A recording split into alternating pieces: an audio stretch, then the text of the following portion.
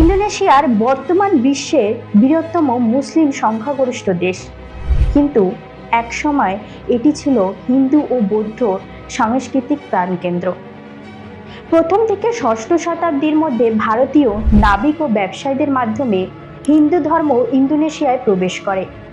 ইন্দোনেশিয়ার বহু দ্বীপে একসময় হিন্দু রাজবংশের শাসন ছিল, যেমন শ্রী বিজয় সাম্রাজ্য ও মাতারাম সাম্রাজ্য।